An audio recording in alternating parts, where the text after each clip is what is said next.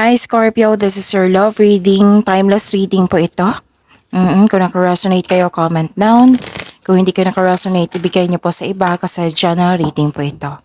May mga video reading pa kayo dito sa channel natin. Oo. Baka gusto nyo panoorin. So, go ahead. Marami po dyan. And, anong tawag dito? This is our second channel. This is Love Job Channel. Oo. And huwag niyo kalimutan i-subscribe kung gusto niyo po at i-click niyo po yung bell notification para malaman niyo na may bago kayong video. Okay, so ayusin ko lang.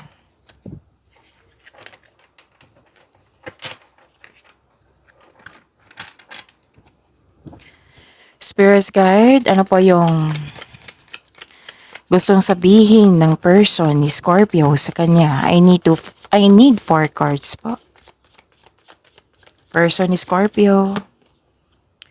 I want to take care of you the way you've always taken care of me.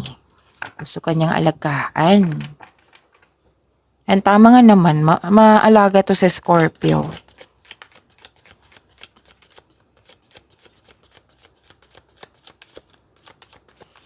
Ano pa po yung gustong sabihin ng person ni Scorpio sa kanya? I love you so much no matter what. Ang ganda naman.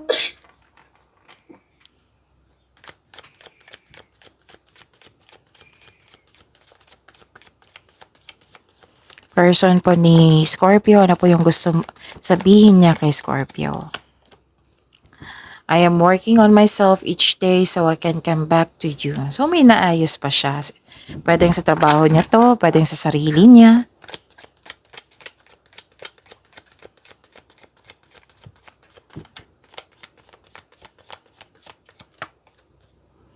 I sabotage this connection and I regret it. So, nagsisisi siya sa mga ginagawa niya, sa mga sinasabi niya noon.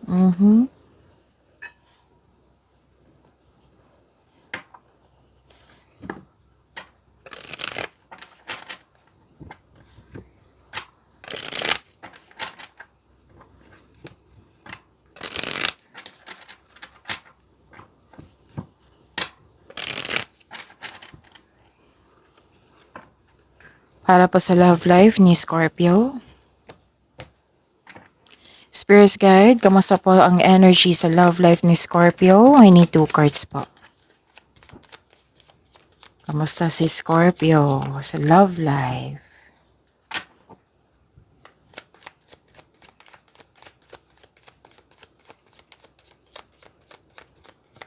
Nag-move on ka na, Scorpio. Kasi may ending with new beginning po dito. Nag-move on ka na. Moving on. Letting go. At pagkatapos ng letting go na ito, transformation. Nag-move on ka na. So, you are ready sa new beginning. Nasa new beginning na kayo. At so, may transformation na magaganap. Kasi may nakita ko ditong separation. Pwedeng separation ito. Pwedeng closure. Pwedeng na-end na. Pwedeng umalis. Pwedeng umiwas. Nagkaroon ng space.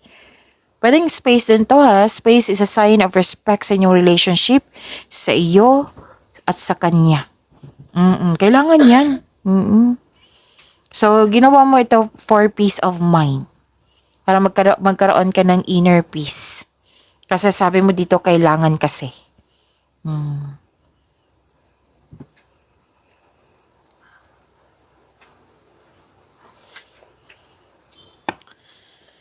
At ito yung sinabi niya kanina na gusto kanyang alagaan kasi inalagaan mo siya. Inalagaan niyo yung relasyon niyo, inalagaan mo siya. Yon. So nakikita ko dito yung personality mo, yung ugali mo na maalaga, maasahan. Tapos magtiwala po daw kayo na magkaroon kayo ng lasting partnership. Kung kayo pa Oo. So may inalagaan ka dito, pwedeng sarili mo. Kasi new beginning pwedeng inalagaan yung sarili mo, you love yourself more. Pwede din may nanganak ngayon or inalagaan na bata.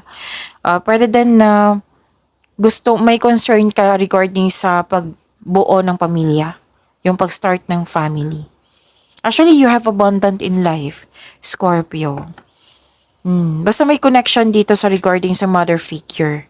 And to the children also. Actually, relax yung energy mo dito. Tumatalon yung cards nyo, oh. Overthinking to or excited ka. Pero I think overthinking to.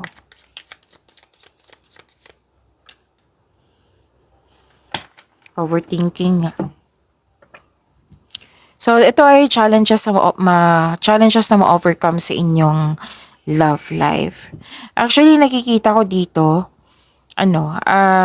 naging hopeless. Yung pwedeng sinabi nyo, wala na to pag-asa, na naubos na ako, nawalan na ako ng confidence. Madali kang mag-give up. Pero si Scorpio, sa pagkakilala ko, Scorpio is matapang to eh. Pero it might be na nasagad na. Oo. Pero huwag kayong mag-alala, Scorpio. Kasi may nakita ko ditong, kahit disappointed ka, huwag kayong mag-claim ng negativity kasi hindi yan nakakabuti sa iyo. Tapos huwag kayong mag-alala kasi may sabi dito na may healing na parating. So huwag kayong mag-give up, may healing na parating.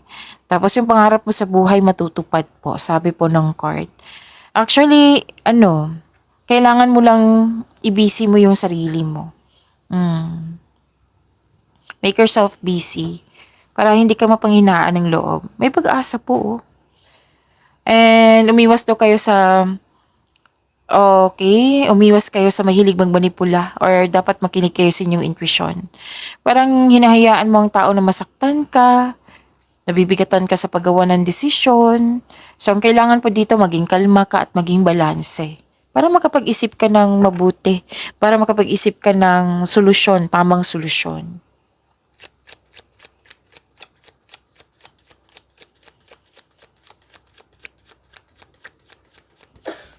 Spirits guide, love life, self-love, partnership, and romance.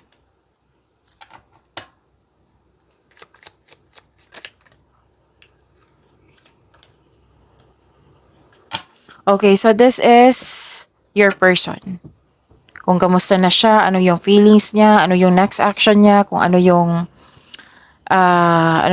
kung ano pa yung sasabihin niya sa'yo, gusto niya sabihin sa'yo. Naging impatient tong taong ito. Naging impatient to at naguguluhan. Nahihirapan sa paggawa ng desisyon. May delay po daw sa pag-uusap or sa pagkikita nyo. Basta naging impatient siya. Yan yung unang sinabi dito. Naging impatient siya.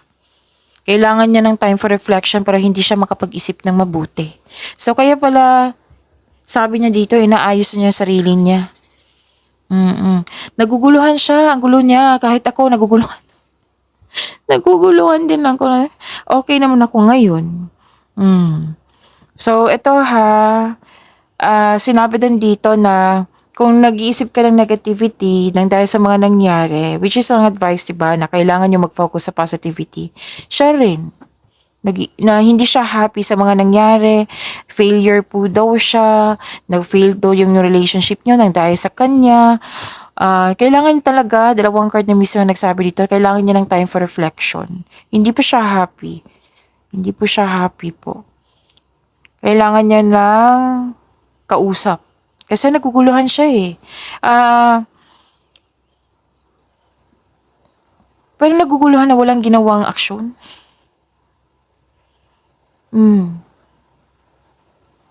Actually, hindi okay yung health niya ngayon. Stress, anxiety, or hindi talaga okay yung health niya ngayon. Hindi din siya okay kasi hindi kayo okay. May delay po daw sa travel, delay sa pag-uusap. Pero makakahanap pa rin siya ng paraan. Matatapos din yung mga nararamdaman niya. Mapapagod din siya sa nararamdaman niya. And I'm sorry to say, wala pa ako nakikitang dito, action. Kasi naguguluhan pa siya. So take time. Bigyan mo na lang siya ng oras. Sa mga cross-watcher dito, actually, si Scorpio, pwede itong makausap si Scorpio. Kasi nasa moving forward siya eh. Hindi ko ramdam yung galit niya, kundi magaan yung energy niya ngayon. So, pwede mo siyang makausap. Kayo lang po yung na-trap sa inyong emotion, sa inyong isipan, too much hesitation. Yun. So, kailangan nyo po ng action po. Kung gusto nyo makausap si Scorpio, then go ahead. Kung ayaw pa niya, then respect. Okay? So, yun. So, alam nyo na yung yung problema nyo na kailangan nyo bigyan ng attention or solution action para kung gusto nyo magkaayos kayo ni Scorpio. Okay? Pagimanin nyo po yung blessings po. Maraming salamat.